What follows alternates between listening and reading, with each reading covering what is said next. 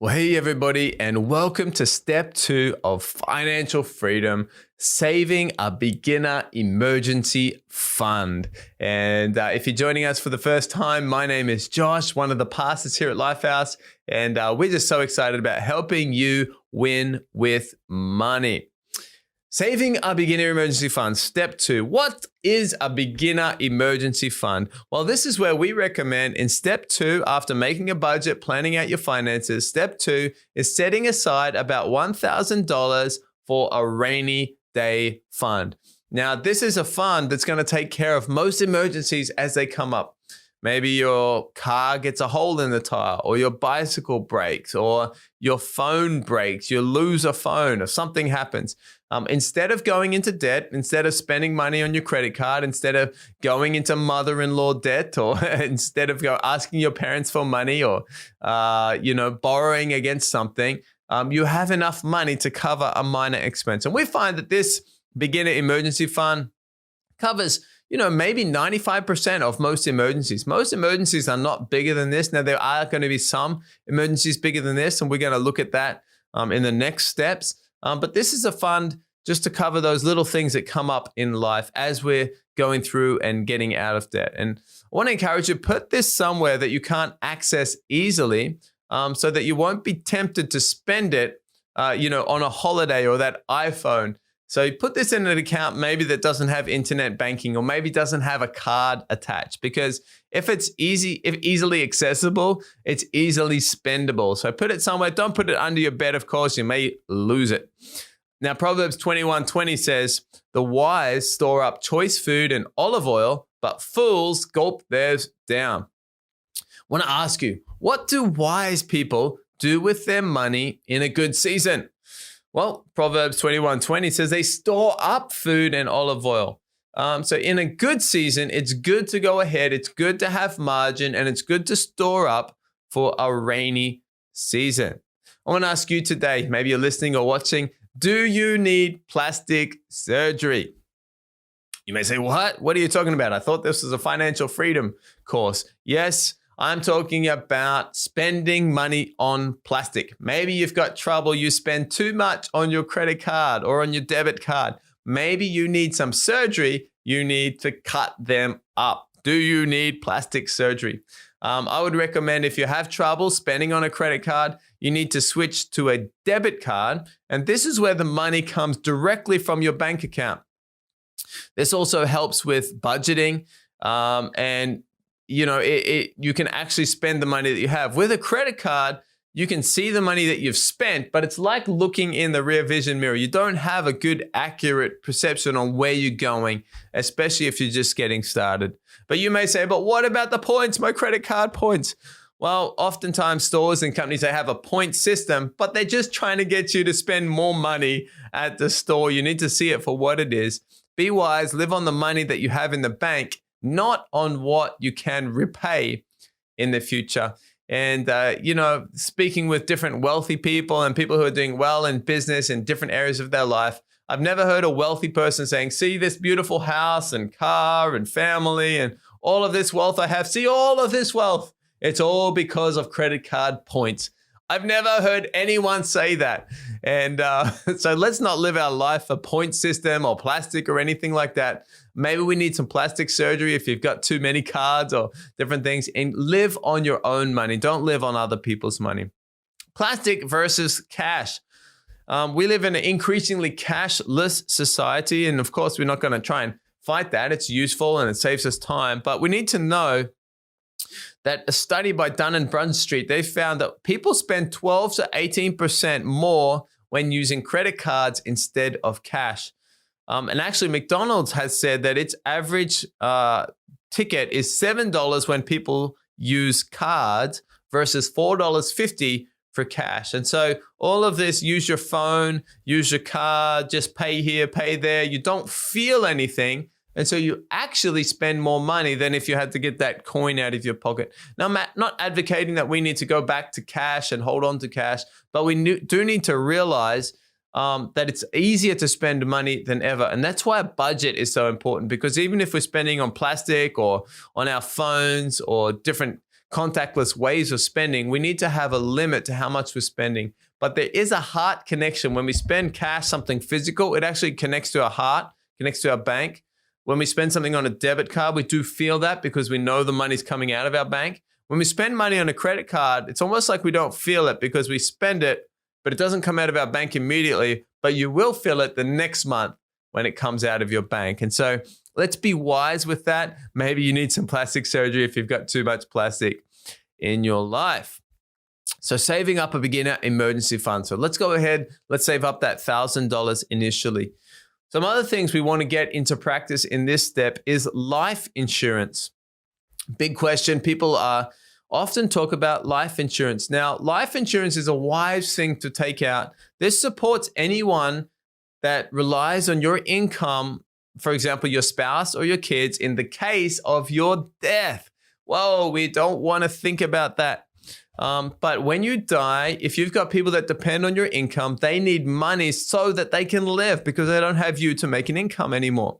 So what we need to do, a recommended amount, is to take out insurance that's equal to 12 times the income that is needed each year. So for example, if our family needs $100,000 per year, we should take out insurance 12 times that. That would actually be $1.2 million of insurance. That would be a lot.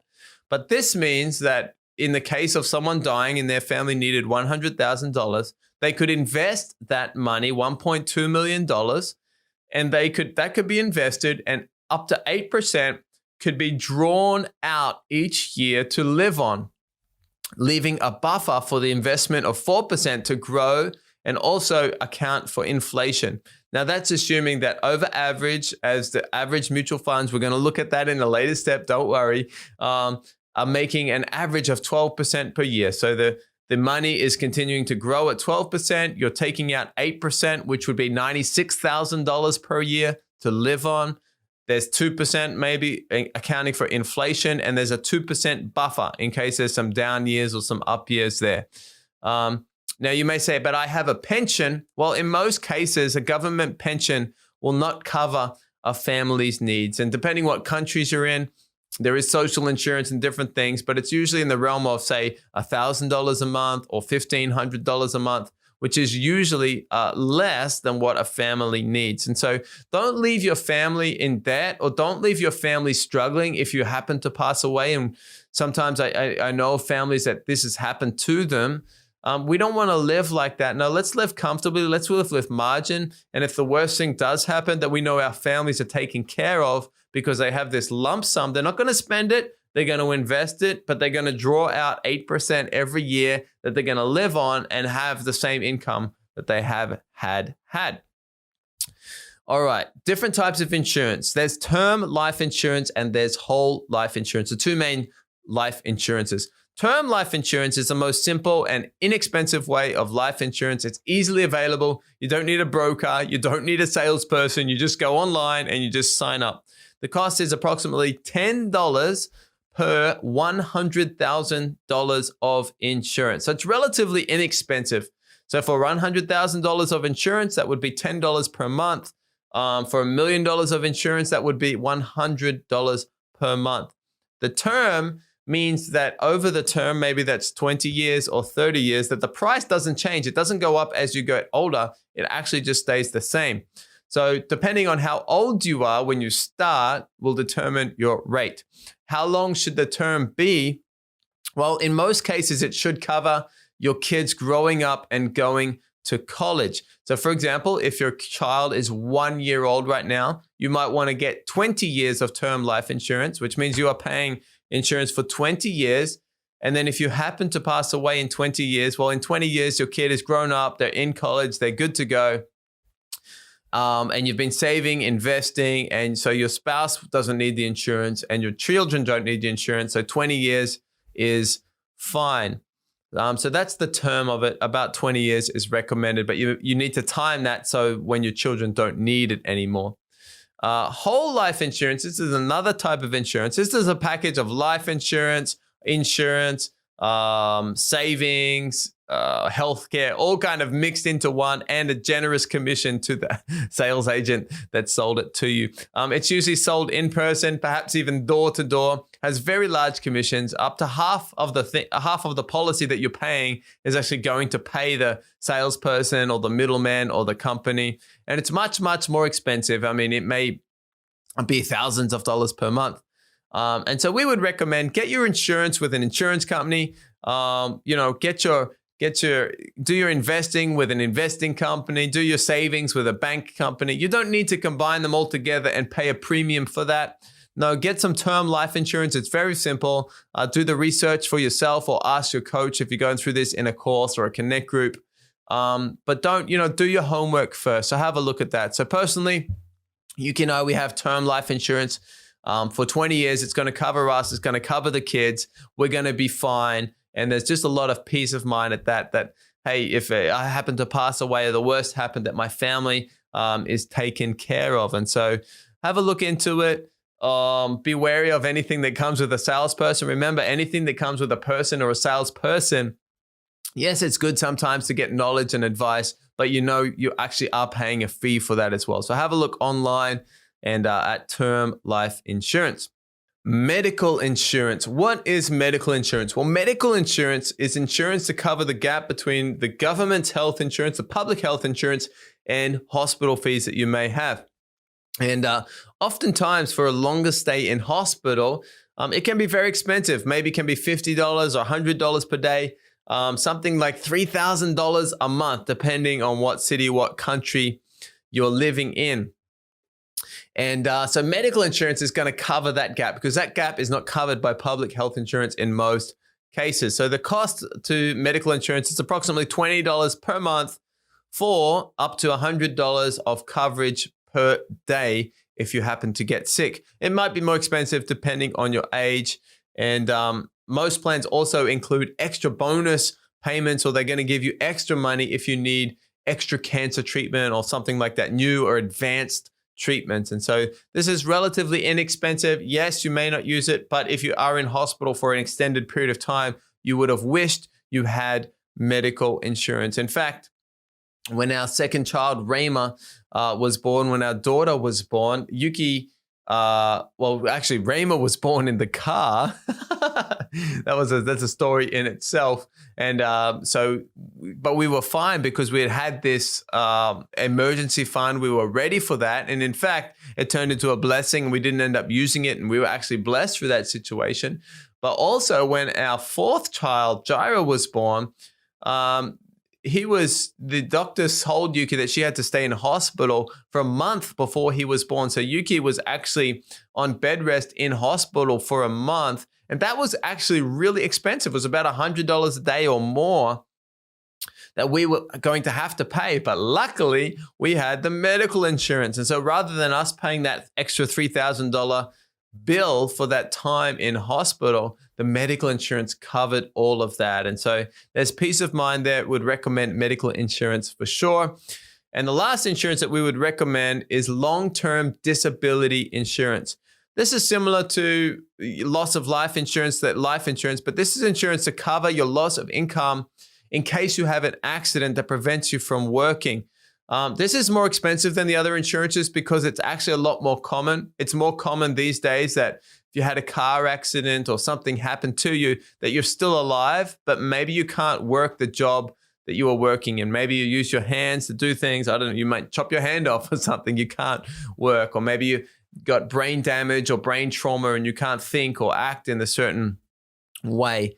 And so this is insurance to cover, to give you money to cover your salary in case you can't work. So the approximate cost for this is about $50 for $3,000 per month salary. So it's relatively more expensive, and it is more expensive depending on your age. But once again, it's a peace of mind insurance. Maybe you're not going to insure up to your whole salary. Maybe that's going to be expensive, but you do want to have something that, hey, if I get a disability, if I get in an accident, if something happens, well, there's going to be insurance that's going to pay me a monthly salary because I can't work if that happens. And so these are the three insurances: term life insurance, medical insurance, long-term disability insurance. Let's get those into action during this step.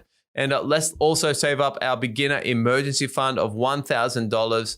And let's get ready for anything. And when you get these three in place, you've got a budget, and you've got your emergency fund, you've got your insurances in place, you are doing better than 90% of people in the world.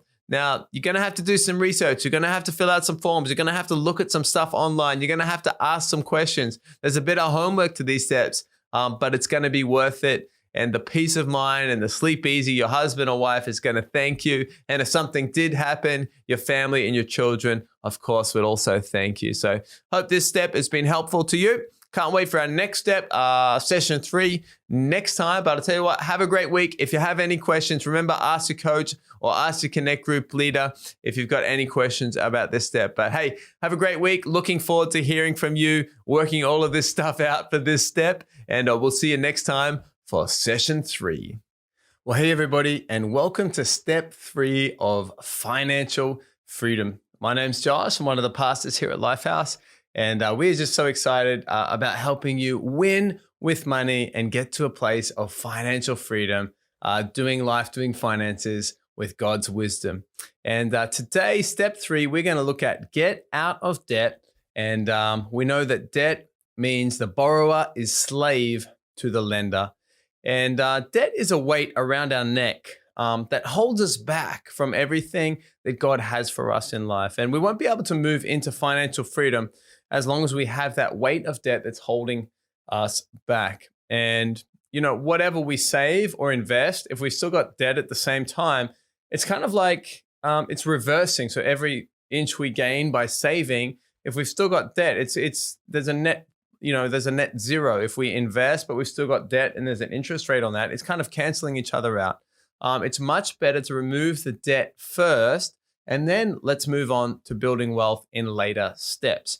Now, step 3, this is the biggest step of 7 steps to financial freedom. It's maybe the one step that people really don't want to do. They want to jump ahead, but I really want to encourage you. This is going to be part of your life story, but let's do this step well. Let's get out of debt, and then let's move on to building wealth, investing, and living the life, the freedom life that God has for us. Right from the start, there might be a question, is debt a sin? And right from the start, I want to say the debt is not a sin. It doesn't say in the Bible that debt is a sin. However, in the Bible, nothing positive is written about debt. You cannot find a positive scripture written about debt. It's not mentioned as sins, but there are many cases where it says that debt is not wise. In fact, God sent Jesus to pay our debt of sin. He didn't send Jesus to give us a loan on our sin or to give us a debt. He sent Jesus to pay out our debt. And I think that's a sign enough that God wants us to live a free life, freedom from debt. Proverbs 22:7 says, the rich rule over the poor and the borrower is slave to the lender. So there's a question there about what power does the lender have over the borrower? And you may not have thought of it like this, but the Bible is actually saying this is actually a spiritual concept. When you borrow money from someone or from an organization, when you owe money to something or someone, you are actually a slave until you pay back that amount of money. And so what we need to do with debt is we need to get out of debt. We need to get mad at it. We need to attack it. And you don't need to save and eat out or go on holidays or instead, let's have any extra money that we have and let's put it on our debt. And now, to be clear, step 3, what we're talking about is consumer debt. So we're talking about all debt except our house debt now, or our mortgage debt. Now, that's still a debt. That's still a loan, but it's a very big loan. It's a very large loan. And so we're going to put that in step 6. So you may say, but what is debt? What actually is the debt? Well, debt is anything that we didn't pay for in full. That means it's a form of debt. And so when we buy something, we shouldn't think about, can I afford the repayments? We should think about, can I afford to buy this in full? So forms of debt may include credit cards. That's money you've borrowed from the bank. Now you might pay it off every month, or you may get behind and that becomes something you divide it up into 12 payments or something like that. And there's an interest rates, but that is a form of debt. Student loans. Here in Japan, 40% of graduates have $30,000 or more in student loans. Now, they may call them a scholarship, but a scholarship is still a loan if you have to pay it back. In America, in the USA, 70% of graduates have a student loan of $30,000 or more. And actually, that's growing year by year. It's actually becoming a little bit of a crisis there. Family loans, mother-in-law loan, father-in-law loan, brother-in-law loan. What do I say? In-laws. I mean, just brother loan or family loan or mother loan. This is a form of loan. This is a form of debt. Personal loans, car loans. This is a big one. This is maybe the least recommended form of debt if there are any, because as soon as you drive that new car off the lot, as soon as you get that loan and you sign the paperwork and you drive away, that car is actually going down a lot in value, but your loan is not going down a lot. You've still got to pay that off. And housing loans. So obviously housing is also a mortgage and a loan in most cases, but we're going to put that aside until step 6. Proverbs chapter 6, 1-5 talks very clearly about that. It says, "My son, if you've put up security for your neighbor, if you have shaken hands in pledge for a stranger, you've been trapped by what you said, ensnared by the very words of your mouth." And I think there's many people, and maybe this is you today listening to this, and you've signed something. Maybe it's a phone contract, maybe it's a credit card, maybe it's a car, and you've signed it and then you've realized, oh, hang on, I'm actually trapped. I'm actually stuck. I'm stuck in debt. This is the case for many people. And this is what it says. It says, "Do this, my son, to free yourself, since you've fallen into your neighbor's hands. Go to the point of exhaustion. Give your neighbors no rest. Free yourself like a gazelle from the hand of the hunter, like a bird from the snare of the fowler." And I don't know if you've ever seen a gazelle running away from a lion, but a gazelle, it runs, and it changes, and it just gets out of it, does whatever it takes to escape. And as a kid, I tried to catch birds before. I've never caught a bird. It's very hard to catch a bird because if you put a box on a bird or you do grab a bird, it's going to worm, it's going to grab away, it's going to fly, it's going to do whatever it takes to get out of it. And this is a picture that God is painting when we're in debt. If we owe money to someone, we should be doing everything we can to get out of that. We shouldn't be putting aside money to save or invest or eat out or go on holidays. We should be, let's get out of this debt and then let's enjoy our freedom life. There's an old saying, like, if you're in debt, the only time you should be in a restaurant is if you're working in the kitchen. If we've got debt to pay off, we should be doing everything we can to get out of that debt, not just taking it easy and relaxing, because the sooner we can get out of debt, the sooner we can start investing and saving and giving and live the generous life that God has for us. So how can we get out of debt? Well, Dave Ramsey, one of the world's foremost experts in financial planning, and he's a good Christian guy, he recommends something called a debt snowball. What a snowball is you start on top of a mountain, the debt snowball, and imagine you've got a snowball and you roll the snowball, it picks up more snow, and as it rolls, it gets bigger and bigger and bigger and bigger until it turns into a huge snowball with momentum. This is what we want to do with our debt. We want to make a debt snowball. So we've got to list out all of our debts from smallest to largest. Don't worry about the interest rates. That's just going to complicate things. Some people think about debt and about finance in terms of interest rates and savings and maths, and that's all good. But what's going to get you out of debt over maybe 1 year or 2 years is you're going to get mad at the debt. The math is not going to get you mad. The math is going to cause you to delay things or change things. You need to get mad at that debt. So forget the interest rates for the time being.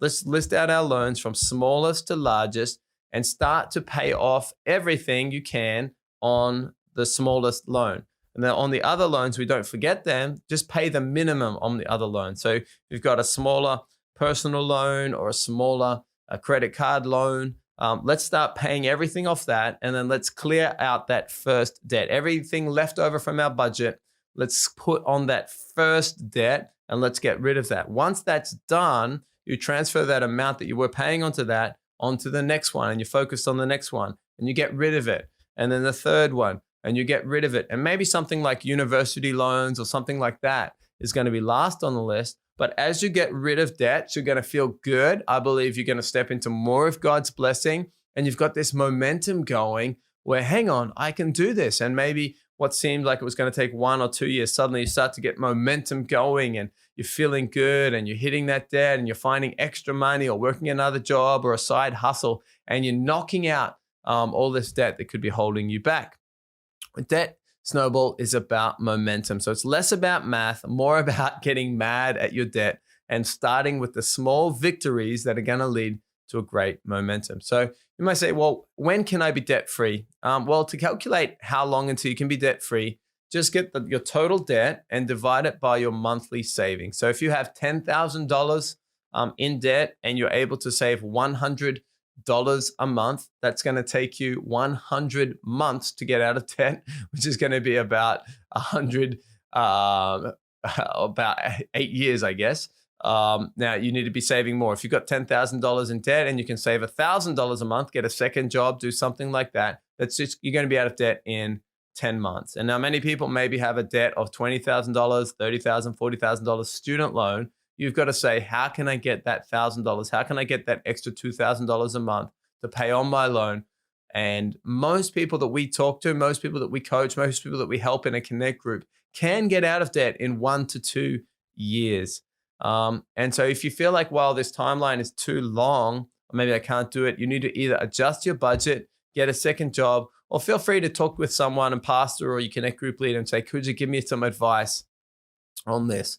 I remember for Yuki and I, my wife Yuki and I, we were married, we just started to have children, and we were looking at buying an apartment.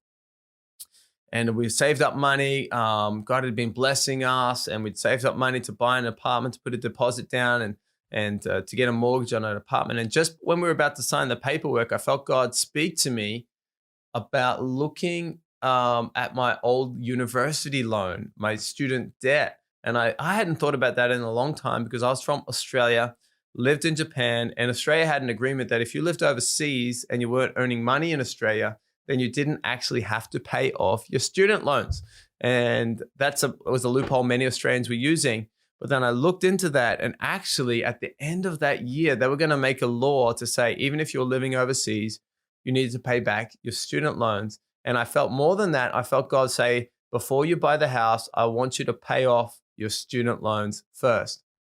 And so I got the password, I logged in online, and I was surprised that my student loan that was $20,000 had now grown with interest, even just a 2% interest rate had now grown to about $30,000. I'd completely forgotten about it. And so I had to go to Yuki and I had to say, well, sorry, I didn't tell you this when we got married, but that university I went to, actually there was a student loan to that, and that money that we've saved for the house and worked hard and we've been saving for many years to buy the house, I feel like God is saying we should put that and pay off the student loan and then get into a place of moving into the house. And of course, Yuki said, yes, maybe not initially, and maybe it took a few days to forgive me, but we took all of our money and we said, we're going to pay off that loan, and we paid it off and clicked that button. I think it was on the last day of the year, December 31st or something like that. And I tell you what, as soon as we clicked that button, I felt so good. We felt so good. We just felt the peace of God, the blessing of God. And it was like there was a weight we had, or a weight I had on my shoulders that I didn't even know I had. But when I paid it off, it was like that weight lifted. And what happened? We thought, wait, maybe we're going to be set back a while for the house. Things were good with work at the time and with the business at the time. And we were able to get into that very same house that we were actually about to put the deposit down on. We were actually able to buy our dream apartment at that time. We probably need a larger apartment now with 4 kids. We only had 1 child at that time. But I tell you what, I believe we were able to get in there, and it was a blessing because we were doing things right. And sometimes if you have debt and there's a blessing coming, when you've got debt, sometimes that thing that was meant to be a blessing, like a new house or buying something new or that new relationship or something, oftentimes I believe the enemies can use things like debt to turn that blessing into something that's not so good. For example, when you've got university loan or you've got a big amount of debt and you stretch yourself and you buy that new house, but you don't have any margin, what happens if the hot water system blows up? Or what happens if the air conditioning stops working? Or what happens if there's a disaster? And if you're stretched too thin, suddenly that very thing that was supposed to be a blessing that God has for you as a blessing can turn out to be the opposite case. And so I want to encourage you, let's get out of debt first before we start investing, before we start buying a house, before we start moving on to these next steps, because that's the plan that God has for us. God wants us to be not the borrower. The borrower is slave to the lender. God wants us to be the head and not the tail. And so I want to encourage you in this step, why don't you list out the debts that you have? Now, don't be embarrassed or ashamed by this. Maybe this is just your first time learning about it. Look at your credit card debt, or look at your family debt, or your mother-in-law debt, or look at any car debt, or look at even your house debt at this stage, or your university debt for many people. Let's list it out and let's get on a plan that I want to get out of debt. I don't want to have this debt hanging around my neck until I'm retired or until I pass away. And I don't want to give this debt to my children. I want to get out of this debt now in this 1 or 2 year period of my life. And then I can move on to complete financial freedom. And I know it's strange, but there is a weight that's around us when we have debt that we don't even realize. But when we pay it off, I tell you what, people are so overjoyed. People are so happy. And I've never had so much good feedback. So many people come and thank me for saying, at first I thought this was a bit too much. At first I thought this was okay. I was doing okay. But then I got rid of the debt and now I just feel free. Now I just feel peace. Now I've seen the blessing of God come into my life in different ways that maybe I wouldn't have had unless I've been out of debt. And so I really want to encourage you, take this step seriously. It's the biggest step. Let's get out of debt in 1 to 2 years. If you have no debts, congratulations. Move on to step 5. But if you do have debt, or step 4, sorry, but if you do have debt, let's list it up. Let's be getting out of it. And if you need some help, talk with your coach, talk with your Connect group leader, or talk with a pastor and say, hey, this is my situation. This is where I'm at. Could you give me some advice on how I can move past this? So come on. Excited to hear your debt snowball stories. This is I believe when you get past this step, when you can do this, it's the biggest mountain, but when you can get through this step, you will feel so good. You'll have the peace, the blessing, ready to move into further steps. So come on, excited to hear from your stories. Come on, let's be getting out of debt. And after that, we'll see you in the next step, step 4. So have a great week, and we'll see you at the next session.